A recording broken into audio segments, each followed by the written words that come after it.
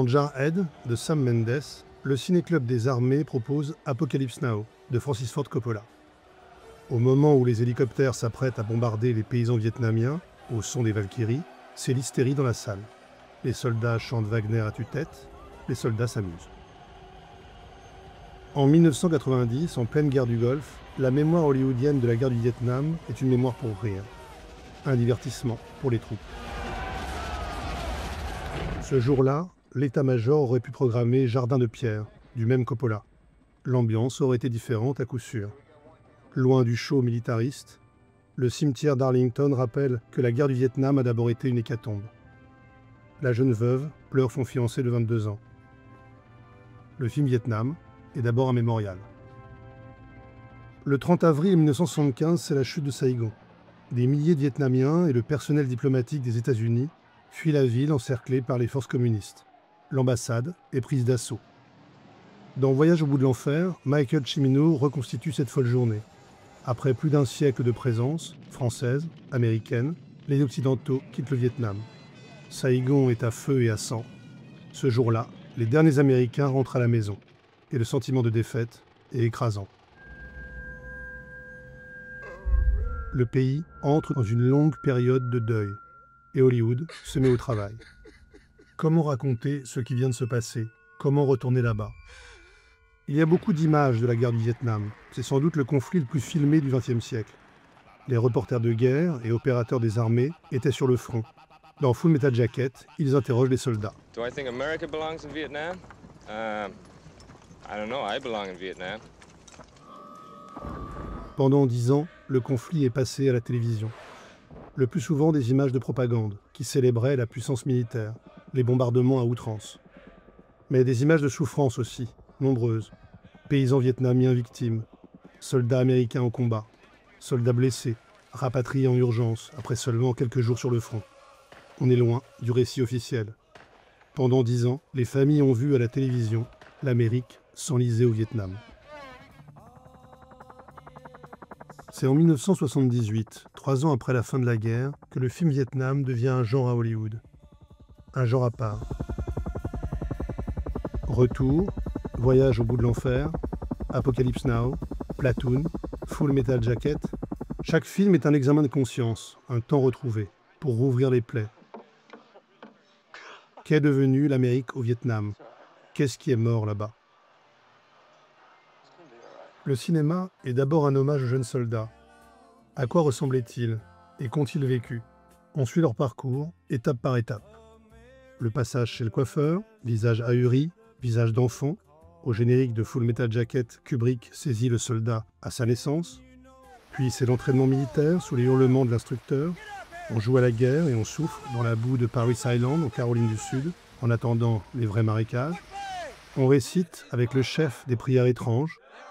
Amour du fusil, amour de la patrie, haine de l'adversaire, fascisme à l'américaine. Et puis c'est l'arrivée là-bas, premier regard sur la planète Vietnam. Dans Platoon, Chris descend de l'hélicoptère et croise ceux qui retournent au pays. Il échange un regard avec un soldat qui revient du front. Sur son visage grave, il y a tout ce qu'il attend. C'est un film français qui a posé les bases du genre. En 1965, la 317e section fixe la mémoire française du conflit. L'année même où les troupes américaines sont envoyées au Vietnam, Pierre Schoendoerfer et Raoul Coutard, 2 vétérans d'Indochine, racontent le quotidien des soldats. L'avancée dans la jungle, sous la pluie, le terrain, comme un parcours d'obstacles, l'embuscade, ici le 7 mai 1954, le jour où Dien Bien Phu est tombé, défaite française. On retrouve tout ce répertoire d'images dans les films hollywoodiens. Les hommes au combat, en territoire hostile, la peur au ventre, qui avance en silence dans la jungle. La jungle, décor principal, tellement belle quand on la survole en hélicoptère, images et sons qui reviennent comme une boucle de mémoire. Mais jungle impénétrable au sol, immensité tropicale, les hommes semblent minuscules à côté des arbres millénaires. La forêt terrorise quand surgit l'ennemi. Ici, un fauve, un tigre, qui donne au chef cuisinier la trouille de sa vie. Il y a beaucoup de musique aussi. Le film Vietnam est un véritable jukebox. Les hommes sont morts au temps du rock'n'roll. Pendant les fêtes, on danse, on fume et on chante Smokey Robinson, The Tracks of My Tears, tout un programme. On danse encore sur un morceau des Stones pour mettre en musique une partie de ski nautique sur le fleuve. Chez Coppola, la guerre est une suite d'attractions. Et au retour au pays, c'est encore les Rolling Stones qu'on écoute, avec un sport différent, une partie de football entre vétérans en fauteuil. Mick Jagger chante pour les blessés de guerre. La peur de l'ennemi est constante. Le Viet Cong est la terreur des hommes. Quand on le voit de près, c'est un sadique qui joue les vies américaines à la roulette russe. Quand il est caché, c'est une silhouette menaçante. Son camouflage le confond avec la jungle. L'attaque surprise est la hantise des hommes. Elle est le morceau de bravoure de bien des films. Le moment où tout se dérègle, le chaos. Les hommes tirent dans tous les sens. L'arme de Chris s'enraye. Même tragédie pour Ron Kovic dans Né un 4 juillet. Perdu pendant l'assaut de l'ennemi. Ébloui par le soleil, il ne sait plus où viser. Il tire par erreur sur son camarade.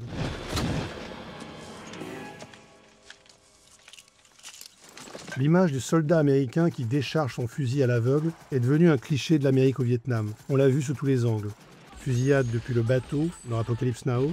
On ne sait pas pourquoi on tire, mais on tire. Fusillade dans Rambo 2, l'icône de propagande des années Reagan.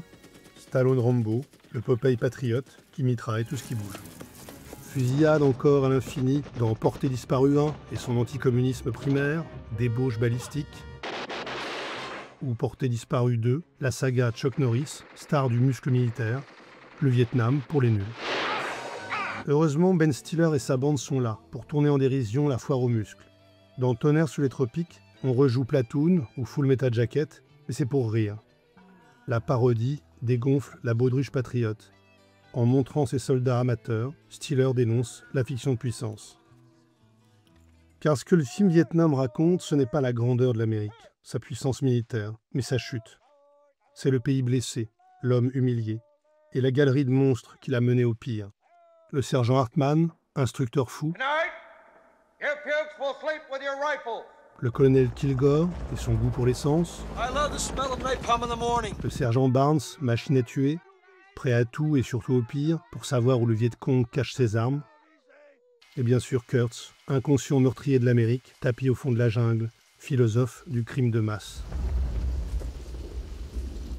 La chute de l'Empire américain, c'est ce que raconte Michael Cimino dans Voyage au bout de l'enfer. Comment l'Amérique s'est-elle perdue au Vietnam? C'est un film d'histoire, un drame, en 3 actes. D'abord le temps d'avant, le temps de l'innocence. Les hommes célèbrent le mariage de leur ami. Comme dans un film de John Ford, c'est une danse collective qui dit l'énergie, l'unité, la grâce de la nation américaine intacte. Avant de partir, Mike fait à l'aube une partie de chasse. Première mise en joue, premier tir, premier signe aussi, l'agonie de l'animal annonce la catastrophe. Deuxième acte, la guerre là-bas. Mike De Niro est méconnaissable. Amaigri, visage émacié, il ne porte plus la barbe.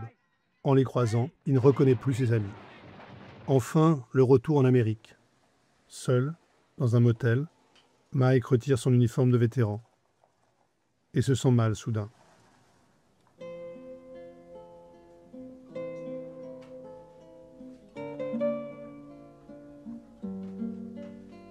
Il pleure.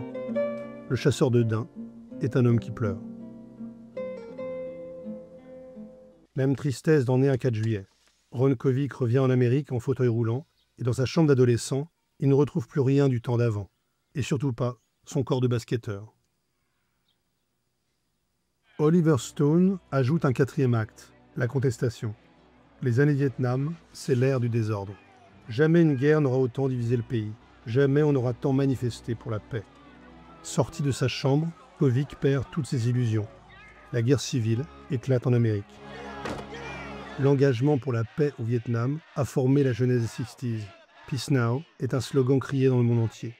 La police a beau traîner par terre le militant qui s'allonge pour la paix, il se relève et se rallonge aussitôt. Sur sa veste militaire, le soldat a le signe de la paix, et sur son casque, Born to Kill. La violence de guerre a détruit la jeunesse. Comment regarder les crimes en face? Les charniers recouverts de chaux vives. Comment échapper au crime qui a été commis? Dans Outrage, de Brian De Palma, la femme enlevée et violée par les soldats parle pour toutes les victimes civiles du conflit. 2 millions de morts. Dans ces films hollywoodiens, on cherche désespérément le visage de l'autre, le Vietnamien, et le récit de sa souffrance. Il n'y a de sanglots que pour l'Américain. Et pourtant, ce que les Américains ont vu là-bas, c'est la mort d'un peuple, la destruction d'un pays. Ce que les Américains ont vu là-bas, c'est la fin du monde, celle chantée par Jim Morrison au début d'Apocalypse Now. Le son des hélicos, la skyline des palmiers, la beauté du paysage, détruit en une seconde par le napalm, made in USA. Beautiful friend, this is the end.